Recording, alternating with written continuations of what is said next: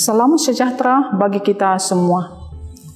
Saudara-saudara yang dikasihi oleh Tuhan Yesus Kristus, firman Tuhan yang menjadi kehidupan kita, renungan harian Selasa 28 Mei 2024, tertulis dalam kitab Injil Matius pasal 11 ayat 28. Marilah kepadaku semua yang letih lesu dan berbeban berat, aku akan memberi kelegaan kepadamu. Datanglah kepada Yesus, semua yang letih lesu dan berbeban berat. Saudara-saudara yang dikasihi oleh Tuhan Yesus Kristus, bagaimana kabar pada pagi hari ini? Apakah saudara mengalami kelegaan kehidupan? Memperoleh kekuatan yang baru setelah menjalani malam yang panjang dengan tidur yang nyenyak? Kalau ada dari saudara-saudara di pagi hari yang indah ini tetap mengalami keletih lesuan dan beban berat, Tuhan datang melalui firman-Nya kepada kita, marilah kepadaku semua yang letih lesu dan berbeban berat. Saudara-saudara, tentu setiap kita mempunyai perbedaan dan beragam yang membuat kita letih lesu dan berbeban berat. Ada yang mengalami keletihan dan kelesuan dan beban berat karena dia terus mengalami sakit penyakit yang belum kunjung dalam kesembuhannya.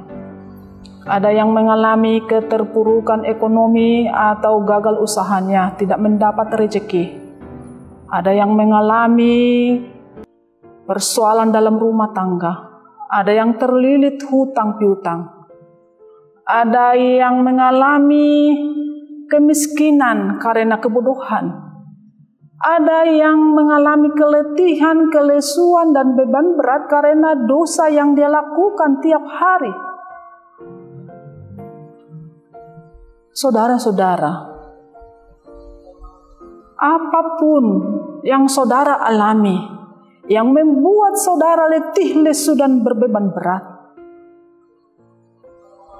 Tuhan berfirman, datanglah kepada Yesus.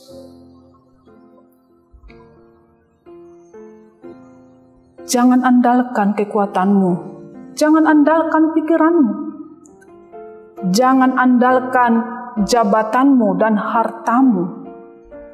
Jangan datang ke Gunung Kidul atau ke Pusuk Buhit. Jangan datang kepada orang besar, orang yang berkuasa. Apalagi jangan datang ke dukun atau datu. Seringkali saudara-saudara tanpa kita sadari, ketika kita memikul beban, kita letih lesu, kita salah menghadapinya, kita datang kepada orang-orang yang besar, yang kita anggap bisa melegakan kita. Tapi dalam kenyataannya, saudara-saudara, justru beban itu semakin berat, hidup kita semakin terpuruk, karena kita tidak datang kepada Yesus Kristus.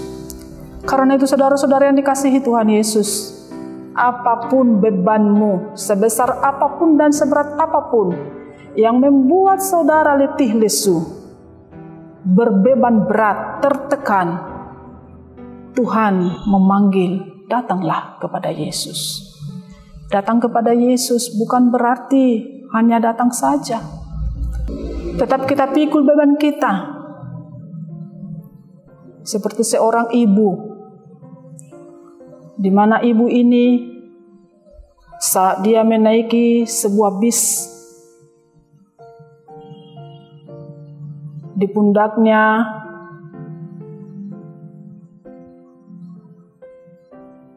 ada beras yang dipikul.